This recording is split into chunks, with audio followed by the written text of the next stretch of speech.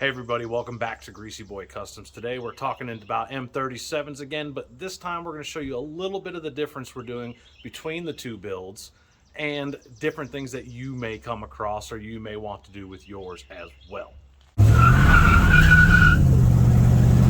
If you've been here before, you've seen the build we were doing on Mike's M37. This one behind me is owned by a gentleman named Jim. This build is a little bit different, but overall it's a very similar build. Some small key differences in the engine and transmission choice, mounting systems, and the overall build itself.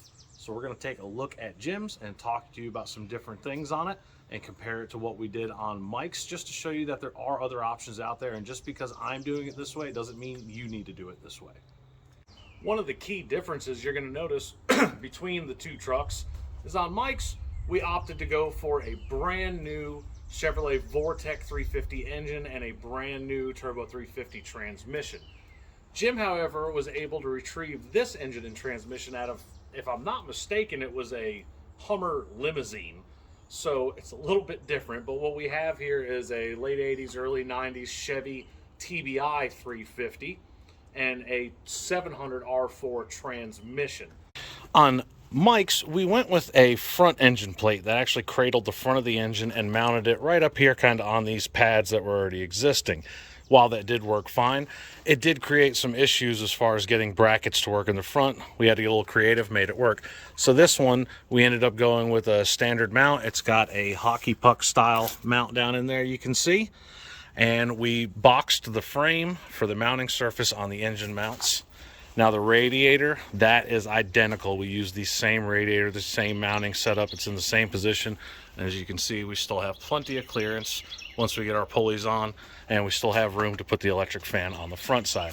Now when we move to the inside, you'll see here, disregard all the wiring. We're in the middle of running all this. We went with the same style shifter. However, this one, instead of the swan neck that comes up, this one is just a single bend in it. Still works just the same. Obviously, these mounts will be a little bit different as well compared to Mike's, being a different transmission. And on Mike's, we also went with a round cross member. This one, we went with a square tubing cross member. And if you can see over there, it is plated on the frame and is designed to unbolt, so you can remove that entire transmission cross member out of your way if need be. Now this, no, it's not the world's smallest drive shaft, even though I'm pretty sure it's close. This is the drive shaft that connects the transmission to the transfer case. Transmission side, transfer case side, because it is a divorced transfer case. Now this is kind of tricky because you can't just stick anything in there.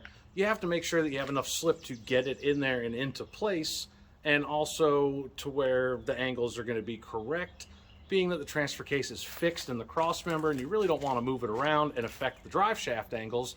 You really try to keep it as straight as possible. However, if you'll notice when you look in there, the transmission's got to be up a little bit higher for clearance issues. So there is going to be a slight tilt, but that's not a big deal if it's just a little bit. Now, if it was an extreme situation like this, you would run into problems. But drive shaft angles is a whole different category. The next big task that we're handling, as you may have noticed, is all the wiring. We've got all wiring separated out. We're running it to its designated locations. We use a really nice split braided loom on here. I like the way this looks. It installs easily, and it just looks way better than the plastic convoluted tubing. Now, this being a TBI engine and wanting to keep it TBI, we still do have the computer that came out of it. We've just got to make all this wiring work, and the hardest part is going to be determine what was extra stuff from the modifications to make it in a limousine and what is the factory stuff. Luckily, we have a late 80s Chevy TBI truck here that I can base the wiring off of that for the most part to get it as close as possible. If not, we could still always go by the schematic, which you can usually find for free online.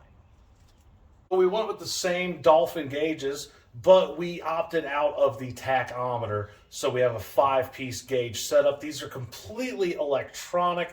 There are no oil lines or the capillary tube for the temperature sending unit for the coolant. These are completely electronic, including the speedometer, which is GPS operated. We did a video, which I'll put a link to in here as well, when we made the panel and cut it out to fit, And then we also did a little short on wiring. Now, if you'll notice, we used that same split braided loom on here, but we also added weather pack connectors. I like weather pack connectors in a case like this because if you ever have to remove the gauge cluster, it's just as simple as unplugging it. Now it's completely disconnected. There'll be 2 plugs on here, and you won't be able to get them mixed up because they're swapped with male, female, female, male, so they can only plug in one way. These are not only more appealing, they work better in general, and it makes your life a lot easier if you need to go back and move something or disconnect something, or maybe you have a failure years down the road. You're able to tap into them and check your powers and grounds and your signals much more easily. One of the things we need to do with the engine computer is get this harness in the firewall. I don't want to leave the computer in the engine bay because then it's exposed to the elements. So what we're going to do is run it through here. Now it comes with a factory bulkhead connector. So we measured the connector and then we traced out our template right here, and we're going to cut it out and we'll send this bad boy right through. One thing you can do to clean up your mounting here is to use these. Now some people call them nut certs or riv nuts. It's a threaded insert that kind of pulls in like a rivet. You just drill your hole to your selected size, stick it in there and squeeze. And what it does is it crimps that into place. So now, instead of running a self-tapper through here, you can actually run a bolt, and you don't need somebody on the inside. Cheap, inexpensive tool, really smart buy. I've seen these before, worked on them, or watched my previous videos. You'll notice that the battery is located underneath the passenger seat, which is just fine. Now, we're actually going to be locating a battery up here on the firewall, and then in the future the customer is going to locate an auxiliary setup under the seat as well. This way these systems can be run separately or together if there's some kind of special need for running extra equipment or just having a spare battery set up for who knows what. The possibilities are endless. The next thing we're going to tackle is the battery mount. Now our customer wanted to have the battery mounted under the hood on the firewall here, so we're going to put it over here, and then we're still going to retain the battery box underneath the seat for future use with an auxiliary battery. As you can see behind me, we got the battery box mounted. Now we did move it in a little bit further than anticipated because we had to make sure that we cleared the radiator support rod that goes back to the firewall as well as the inner fender without hacking it up too much. We also went ahead and got the bus bar and the fuel pump relay from the engine's wiring harness mounted to the firewall as well, and we've started sorting through the wiring. This can be a little bit tricky because this is a early 90s TDI engine, and then we've got our brand new wiring harness, and then you've also got the extra wires that were added to this harness from its previous custom application as a limousine. So we're sorting through all that, we're getting it figured out.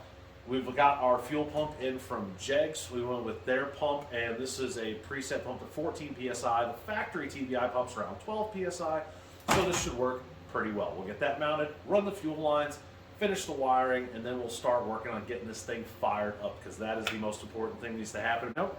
If you like the shirt I'm wearing, feel free to go to our website and check it out. We've got merchandise like shirts, tank tops, hoodies, stickers, shifter balls, all kinds of neat things. GreasyBoyCustoms.com. It's also got my contact information on there. Until next time, happy hot rodding.